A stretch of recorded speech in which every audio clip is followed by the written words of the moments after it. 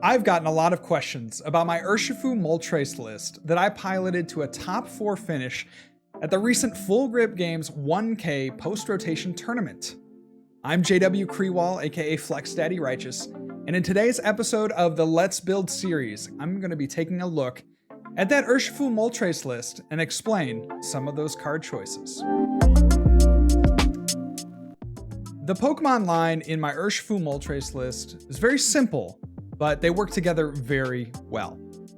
First Pokemon is, of course, our Rapid Strike Urshifu VMAX with the Gale Thrust attack doing 150 if you can switch it from the bench to the active, and sporting a second attack that can be very powerful in just about every situation.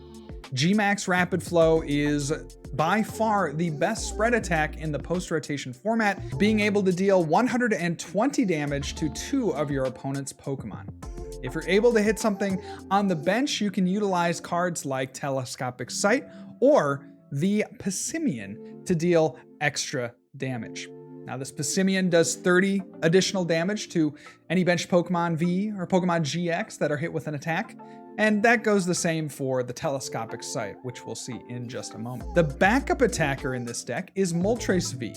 With the dark typing, it can handle Shadow Rider Calyrex, being able to one-shot that Pokemon. Dire Flame Wings, the ability here, allows us to attach a dark energy card from our discard pile onto our Galarian Moltres. This is really nice because it allows us to attack with our Moltres sooner than we would if we had to manually attach to it. Aura Burn, for 3 energy, does 190 damage with the small drawback of doing 30 damage to yourself, but in the end, it's going to be worth it. That 190 damage is perfect math on a lot of VMAXs when you consider the G-Max Rapid Flow attack of the Urshifu VMAX. G-Max Rapid Flow can do 120 to 180, and then Aura Burn can swoop in and do 190, pretty much guaranteeing that you're going to knock out every Pokemon VMAX in the format in 2 hits. But what's a deck without some consistency Pokemon? Some Urshifu lists opt for Inteleon lines, but here I have gone with the tried and true Crobat V. Crobat V with its Dark Assist ability allows you to play it from your hand to your bench and refill your hand up to 6. That is very strong in the early, mid, and late game. Thus, I've included 3 to give me the option to use Crobat V at any point. It's also much more low maintenance than Inteleon, so I like easy, I like cheap, let's throw it in. Now, of course, Crobat is only limited to using that ability once per turn. You can't play multiple Crobats and draw multiple times, but the fact that you can have access to Crobat at just about any point in the game merits its higher count. The final Pokemon in this list, and another consistency Pokemon, is the Galarian Articuno V. With its Reconstitute ability, it allows you to discard 2 cards from your hand to draw an additional card. Now this combos extremely well with a card that we are going to see in just a second, but it also works extremely nicely with the Crobat V. Of course, Crobat V can draw until you have 6 cards in your hand, and so if you have cards that you either can't play that turn or won't need in the future, you can discard them using Galarian Articuno V's ability in order to draw more cards with the Crobat V. We've got so many birds in this list, might as well call it an Alfred Hitchcock movie. Now, we've talked about Galarian Articuno. We've also talked about Crobat V as being ways that you can draw cards, but let's take a deeper dive into the draw engine of this deck, because that's how we're going to get everything set up. That's how we're going to enact our strategy, and that's hopefully going to be how we put enough pressure on our opponents to overtake them and win the game. So of course we have, in this post-rotation metagame, not a huge variety of useful supporters, but the best one that we have access to is the Professor's Research, and we have opted to include that as a 4 of in this list. We have also included in the list 4 Marnie because there's nothing that can really back up Professor's Research in the post-rotation format in terms of power level, but Marnie is the best that we have, drawing 5 cards to Professor's Research's 7 cards. We just have to make some concessions sometimes, and since this is pretty much the second best supporter and also disrupts our opponent, we're going to keep that as a 4 of in this list as well. The final piece to the draw puzzle is the Rotom Phone. I hinted earlier that this was a little bit of a combination with the Galarian Articuno V. So Rotom Phone, look at the top 5 cards of your deck, choose one of them, shuffle the other cards back into your deck, and then put the card you chose on the top of your deck. When I played this card in the tournament last weekend, I had no less than 3 of my opponents read the Rotom Phone as if they had never seen this card. And it's easy to understand why. It's not particularly strong, and in a pre-rotation format, we might have, instead of Rotom Phone, used Dedenne GX to draw a few more cards. But the Rotom Phone is a really nice consistency boost, especially when combined with the Galarian Articuno V. But it doesn't just have to be utilized with the Galarian Articuno V to provide value to the deck.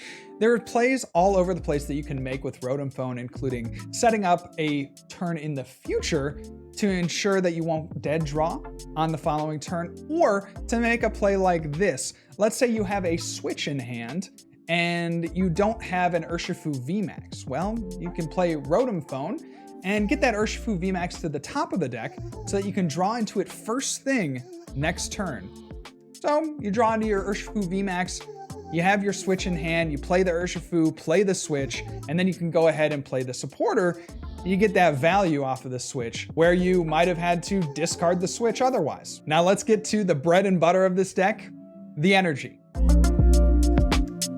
One of this deck's strengths is being able to attach at least 1 energy per turn. Of course, you get your manual attachment, and then there are turns where you can get an energy attachment from the discard pile via Galarian Moltres V's Dire Flame Wings attack.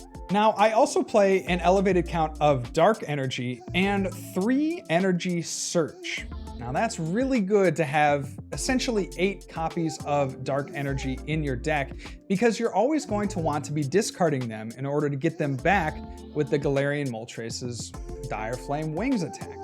So I find that having as many possible outs to drawing into those energy cards as possible is going to make my life a lot better in future turns.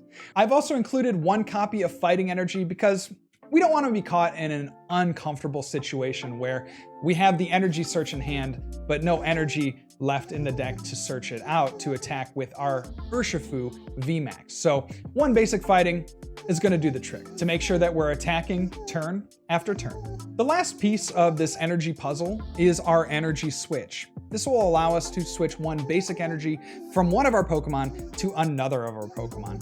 And this will allow us to chain that G-Max Rapid Flow attack that I keep talking about from the Urshifu VMAX turn after turn.